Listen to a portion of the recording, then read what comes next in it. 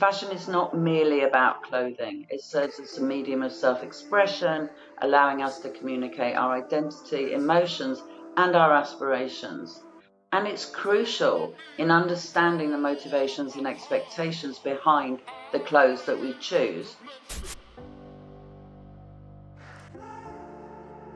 Hi, Carolyn. Thank you so much for joining us today. For everyone listening, could you please just tell us a little bit about yourself and what it is you do? Hi, yes, my name is Carolyn Mair. I'm a fashion business consultant and a cognitive psychologist, and I'm the author of The Psychology of Fashion. So I work with fashion business brands all around the world, helping them become more ethical and more sustainable. So, to start things off, could you just tell us a little bit about the relationship between fashion and psychology, and if you think there's one fact that everyone should know about how they're interlinked? Okay, so there are many relationships between psychology and fashion. Psychology is, with fashion, is a complex and symbiotic one. So they're very closely, intricately related. And fashion is not merely about clothing. It serves as a medium of self-expression, allowing us to communicate our identity, emotions, and our aspirations.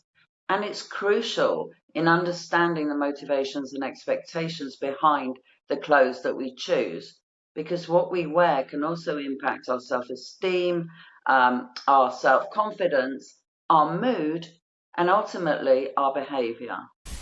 So, is there one fact that everyone should know about fashion and psychology? Yeah, absolutely. Knowing the power of what we wear shows the importance of making deliberate and thoughtful clothing choices, as it can positively or negatively affect how we think, feel, and act, and ultimately our self-esteem and how we interact with others. So it means this is a powerful source of enabling individuals to live their lives better. Thanks, Carolyn. It's really interesting about the impacts it has on human behaviour. And I'm curious, beyond the individual, if you could tell us a bit about how fashion impacts the other issues going on today. Sure. So, fashion it plays a real role in relation to the issues of today. For example, it's a reflection and a response to evolving issues. It's multifaceted and impactful, and as our society's values, concerns, and perceptions shift, the industry needs to adapt to cater for those changing consumer demands and contribute to more meaningful dialogues with these topics. And that depends on many factors. So we have to think about what's on the top of everybody's agenda at the moment, and this is fashion's relationship with sustainability. And this is a pressing concern. So it's just not somebody else's problem. This is a problem for everyone. And the fast-paced and resource-intensive nature of the industry has led to environmental degradation and unethical labour practices. But there is a growing movement towards sustainable fashion that we can all contribute to. And consumers are beginning to demand that through fashion brands, but also beyond the brands to the people who supply the brands with their goods. So this is, again, a multifaceted, complex question with a lot of complex answers. So you mentioned how fashion brands use consumer psychology in their ad campaigns to try and encourage us to buy things. But if we were to try and flip the script there, do you think that there's a way that they could use psychology to help push for a better future rather than for profit? Yeah, so absolutely brands should use consumer psychology applied to their campaigns. So rather than trying to create needs in consumers, what they can do is help consumers live their lives better in a way that also helps the planet and helps their brand or their company. Because brands are commercial enterprises, and we have to remember that. So brands can work with consumers. The consumers who love fashion can also engage with fashion, but in a thoughtful, meaningful way that doesn't harm the planet. And we're seeing this more and more where brands are bringing in resale, so bringing in previously loved items, also rental, also mending areas, helping consumers mend their own items, giving out instructions about caring for your clothes once you've got them, in terms of like washing them either less or in a cold wash, and thinking about the washing detergents that you use to do so. So there are lots of ways that brands can work with consumers, and actually they're going to have to, because consumers have those values now. Well, a lot of consumers, not all, but a lot of consumers who have those values, they want to shop from brands whose values align with their own. So at Alteris, we believe the fashion industry needs a revolution, and that's a core belief in all the work that we're doing. And how do you think psychology could help with that revolution? Yeah, I think it is time for a revolution in the fashion industry. Absolutely. Um, so psychologists are fundamental to behavior change. So this is part of, this is sort of really is super fundamental to what psychologists do. They work towards fostering positive behavior and positive behavior change because they understand human motivations, expectations, and behavior patterns. And they know how to identify those patterns in people. If we don't know how people behave, what their habits are, what they enjoy doing, it's impossible to change those behaviors. So psychologists are the people who study behavior. That psychology is the scientific study of behavior. So through techniques like goal setting, motivational interviewing, cognitive behavioural strategies and support enhancements, psychologists can empower individuals to adopt these healthier shopping habits and make constructive life changes and still engage with fashion. You know, using the power of rewards or mindfulness, tailored interventions that can help individuals really change, telling them what they can do rather than what they shouldn't do. There was a whole movement around, oh, you know, people feel guilty and you should feel guilty when you bought something that, yeah, I mean, you know we buy things that we shouldn't. But what happens when people feel guilty and they know that they feel guilty, they want to do it more.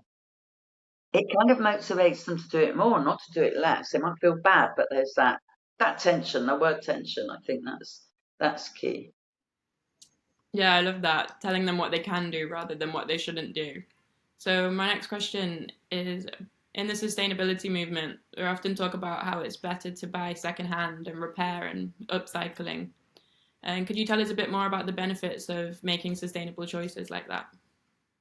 Yeah, sure. So opting for sustainable materials, ethical production practices, you know, we can all contribute to a reduced environmental impact, as these choices often involve a lower carbon emission, reduced water usage, and minimize pollution. So, you know, supporting sustainable fashion, we can do this in lots of different ways. Supporting ethical labour practices, promoting fair wages and safe working conditions for workers across the supply chain. And also, you know, when we support sustainable fashion choices, it can lead to higher quality and durability of the new items that are produced, resulting in longer lasting garments that save money, you know, in the long run. So it makes complete sense to embrace this because, you know, the planet matters. We can't ignore that. It's not something that is in somebody else's backyard. It's everybody's problem. Yeah, I couldn't agree more. My next question is, what do you think about upcycled fashion, and what role do you think it can play in the sustainability movement? Yeah, well, I love upcycling fashion. I think it's great. Because you do not have to be the most creative person to upcycle a garment.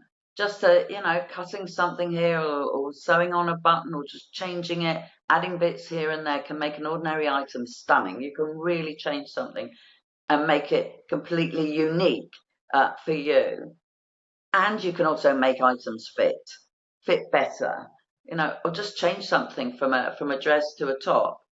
Upcycling pre-loved fabric can create a sense of nostalgia, for example, as old materials are given new life, and this creates a deeper emotional connection with the clothing. So we're more likely to wear it more often. And it's fun to have an outlet for creativity. So when you wear this item that you've upcycled, other people might look at it and say, "Oh wow, where did you get that?" Or something that's so unique about that item that you know that's not been bought from a rail of clothes that look identical. and it's valuable as well. So many knock-on benefits from upcycling. It diverts textiles from the landfills, reduces the need for new raw materials, helps alleviate the environmental strain on fashion production, lowers carbon emissions, and conserves resources. I mean, what's not to like?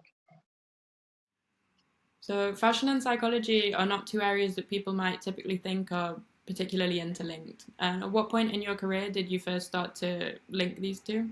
And what would you say are the key things you've learned since when studying the link between them? Okay, so you're absolutely right, and people might not be aware of the connection between psychology and fashion, but as soon as you put the two together, it becomes clear that the two are closely related. They're both concerned with identity and self-esteem. They're both concerned with the body.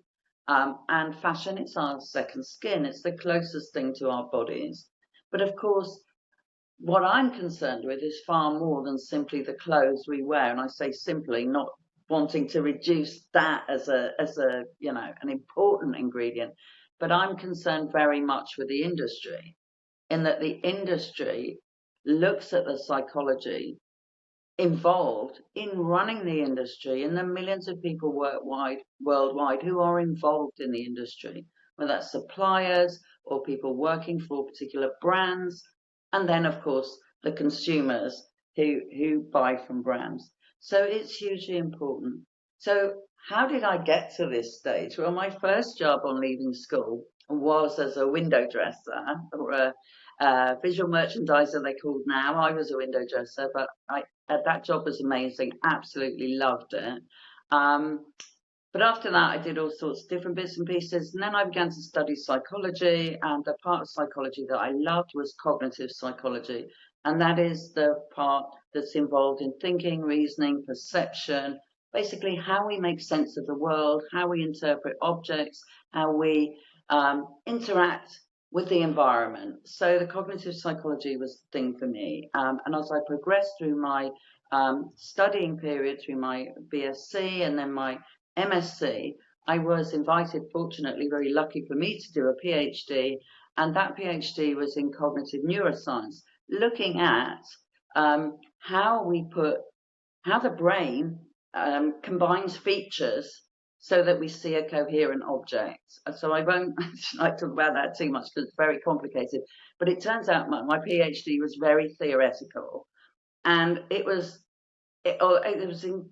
incredibly fascinating, but very theoretical. And what it taught me afterwards, after all these years of studying, so we're talking like 7 years in total to get to the end of my PhD, was I want to put my knowledge out there where other people can engage with what I've learned, what the knowledge that I've acquired through this 7 years of studying psychology and later neuroscience, to help people live their lives better. And so through my starting in academia, through my postdoc, and then through my, as a senior lecturer, I started as a senior lecturer, then I became professor of applied cognitive psychology, then moving to London College of Fashion in 2012 as a professor of psychology for fashion, where I established the psychology department and wrote the master's courses to apply psychology specifically in the context of fashion, with the aim of making the industry more ethical and more sustainable. And that still remains my mission and my purpose in what I do. So yeah, and then my book came out in 2018, I should say, which is now available in 6 languages. And if people want to find out more about your work, where should they look or how could they get in contact with you? Well, they could message me on Instagram at psychology for fashion, for FOR, or they could connect with me on LinkedIn, or they could look at my website, which is https psychology.fashion. And then they can message me on there. There's a connect form on there. And I would love to hear from people who want to know more about psychology and fashion, the connection between the two, and what they can do towards making the industry more ethical and more sustainable through their own efforts. Thank you, Carolyn. Everything you've said was so insightful. And is there anything else you'd like to say, just as a final comment here? Yeah, I think what's super important is to think about what we value in individuals and what we value in ourselves, and see beyond appearance and look for other qualities such as, generosity. And I mean not financially, but in time and in love, and kindness and good qualities, and look for those in people, and see that fashion is an adornment that we can make changes to by upcycling, and we can still engage with fashion and show more of our unique personalities, our unique characteristics by doing these things that go beyond just going to a high street store and pulling something off a rail where there are 30 others exactly the same.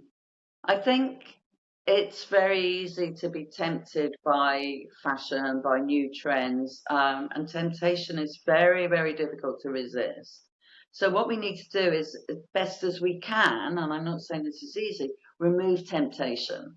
So find other outlets for our pleasure, find other outlets for our time. What can we do with our time rather than scrolling endlessly on our social media feeds? So what can we value in individuals other than their appearance, which is just a single snapshot when we think about it? What is it about people that we love about people? What is it that we like about ourselves? If it's only our appearance, then we need to think more deeply. So I think consumers should be aware of many things in the fashion industry, and one of the most important ones is greenwashing, and false claims made by brands. They can obscure the genuine efforts towards sustainability. So it's important for people, we have to engage our critical thinking here and look beyond the vague terminology that brands use, and demand transparency and clear transparency. So we don't, lots of brands put out pages and pages and pages of quite compact and concise, well, not concise, intense information that's very difficult for ordinary people to distill, and maybe that's the purpose. So what consumers should be demanding from brands is transparency that is accessible, that we can understand quickly, and that is honest and authentic and based on evidence. So people more and more increasingly want to see evidence that support claims. So it's not good enough to make a claim that, n number of this does that, or n percentage of something does something else. Where's the evidence for that? How was that derived? And consumers should still be cautious of overconsumption, even in the sustainable area. Even sort of, we need to buy less, and they end up, we need to buy less. And a good idea is to limit the number of new things we buy in a certain period. And once we get used to that, it's kind of a challenge, and we like to be challenged. And that sets ourselves this kind of challenge that when we meet it, we feel good about ourselves, that we've actually done this, and we save ourselves money in the long run. So yeah, good. Thank you, Carolyn. It's been an absolute pleasure speaking to you. Thank you so much. It was an absolute pleasure. Thank you. Goodbye. For everyone listening, let us know what you think in the comments, and follow us on Instagram at Alterous Marketplace.